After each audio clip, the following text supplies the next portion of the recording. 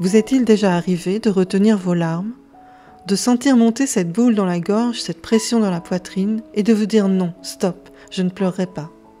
Comme si, face aux autres ou même à vous-même, laisser couler vos larmes était une faiblesse qu'il fallait à tout prix cacher. Souvent fui, jugé, ravalé, au lieu d'être pleinement accueilli, chacun de nous a une relation particulière et complexe avec cette expression émotionnelle. Bonjour et bienvenue sur le chemin de la guérison. Aujourd'hui, on prend un temps pour se pencher sur la force libératrice de nos larmes. Car loin des idées reçues, leur pouvoir est immense. Ce sont des messagères, des alchimistes qui détiennent un pouvoir insoupçonné. Alors, préparez-vous à découvrir leurs secrets et peut-être à revoir ce que vous pensiez savoir sur elles. Pour comprendre notre relation personnelle avec les larmes, il faut d'abord remonter à la source, notre éducation. Que notre famille ait été aimante ou difficile et dysfonctionnelle, nous venons pour la majorité de familles qui n'ont pas su nous transmettre un mode d'emploi émotionnel sain. Or, lorsque nous sommes enfants, notre apprentissage se fait avant tout par l'imitation. Ainsi, nous allons intégrer profondément les modèles de comportement émotionnel de nos parents. Si la colère est interdite dans notre famille, nous aurons tendance à la réprimer. Et à l'inverse, si les larmes sont vues comme une expression de faiblesse, nous aurons du mal à les accepter et à les laisser couler. L'expression des larmes dans notre enfance a d'ailleurs dans de nombreuses familles souvent donné lieu à des violences éducatives ordinaires, lorsque par exemple les pleurs attiraient des petites réflexions moqueuses, voire humiliantes, ou étaient simplement ignorées alors que nous avions besoin d'être consolés. Ces événements peuvent être vécus par l'enfant comme de véritables traumatismes, et vont profondément modeler notre rapport avec les larmes une fois devenus adultes. Mais au-delà de notre histoire familiale, nos larmes sont également profondément influencées par la culture dans laquelle nous évoluons. Ce qui est permis ou interdit en matière de pleurs varie radicalement d'un continent à l'autre. Si nous prenons les pays du Sud, où les expressions émotionnelles sont plus libres, nous verrons que la douleur et les larmes sont souvent exprimées de manière très ouverte.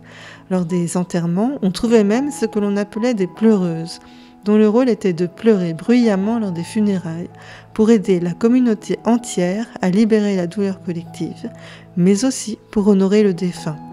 À l'opposé, nous pouvons penser au Japon, où la démonstration publique des émotions, notamment les larmes, est souvent vue comme un manque de maîtrise de soi.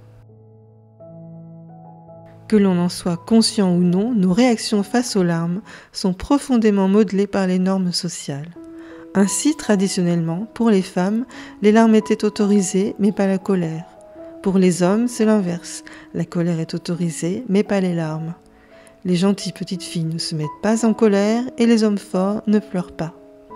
Ces normes obsolètes et rigides s'opposent à l'expression naturelle de nos émotions, qui est pourtant prévue par l'intelligence innée de notre corps comme un mécanisme de maintien de l'équilibre interne.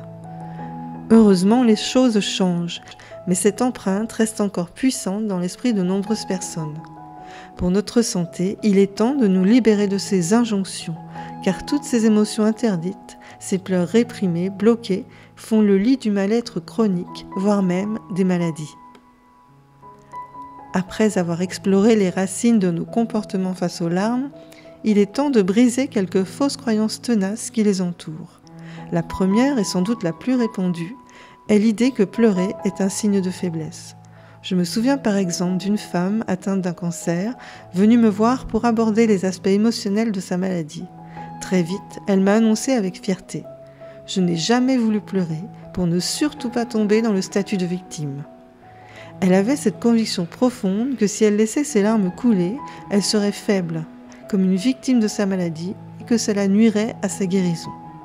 Mais comme je le lui ai expliqué, elle se trompait totalement, car en s'autorisant à pleurer et à baisser les armes, elle allait au contraire favoriser sa guérison d'un point de vue holistique en libérant les nœuds émotionnels et les énergies bloquées.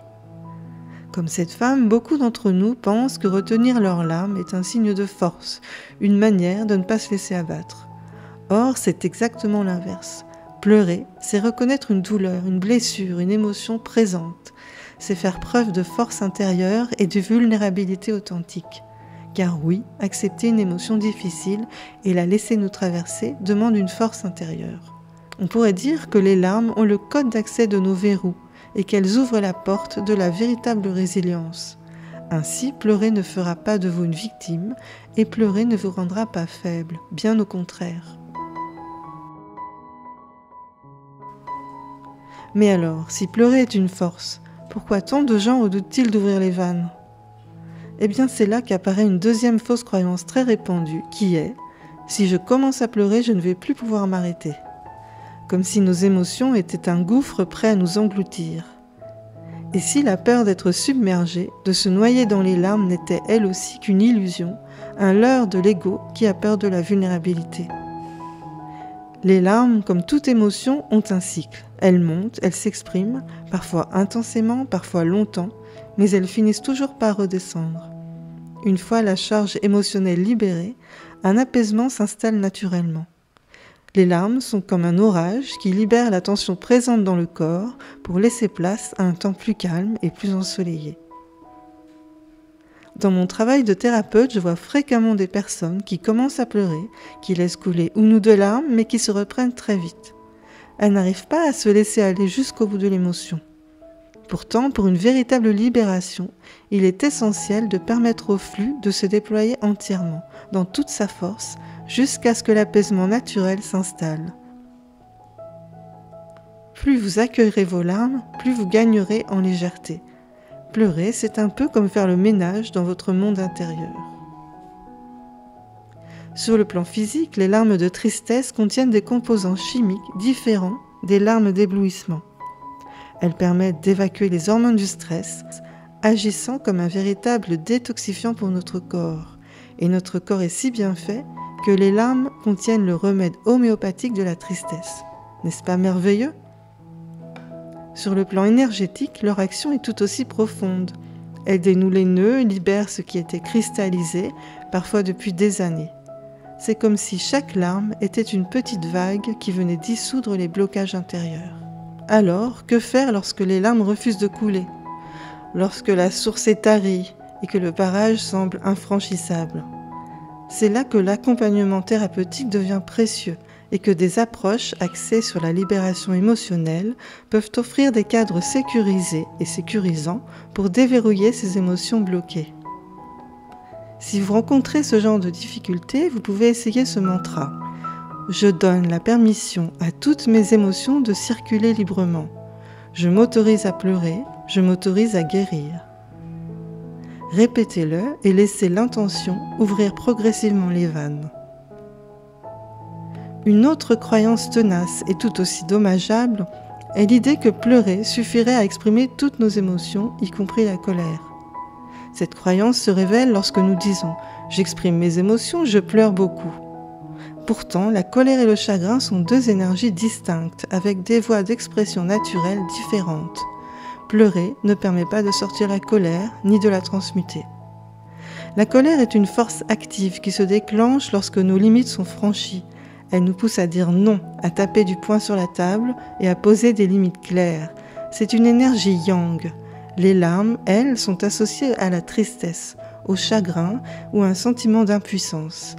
Elles agissent comme un puissant mécanisme de libération émotionnelle, nous permettant d'exprimer notre vulnérabilité et de relâcher la tension accumulée. C'est une énergie de nature yin. Or, souvent, derrière les larmes, se cache cette énergie de la rage ou de la colère, qui n'est pas toujours ressentie d'ailleurs. Ignorer ou réprimer la colère peut entraîner des problèmes de santé.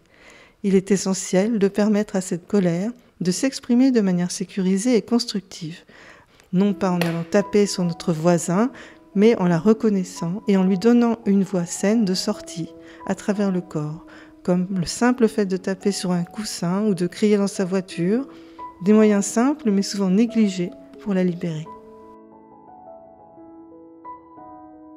Parlons maintenant d'un autre piège, cette fois-ci lié à l'illusion de la guérison superficielle.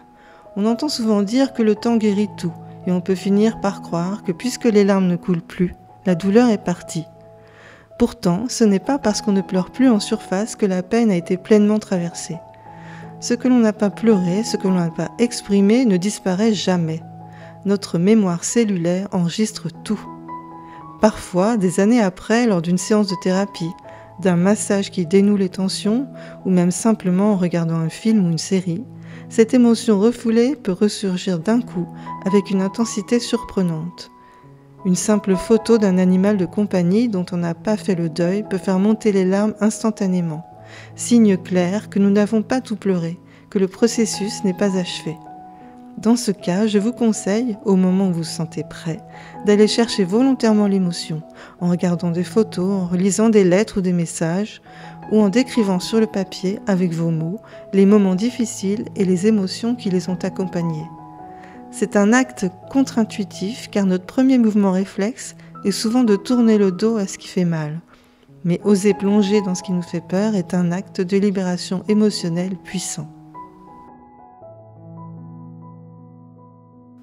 Chaque larme est un messager de libération, un pont entre ce qui était figé et ce qui peut désormais couler, s'écouler, renaître. Nos larmes sont des alchimistes qui dissolvent les blocages, qui nettoient les mémoires, qui restaurent le mouvement et la fluidité de l'être.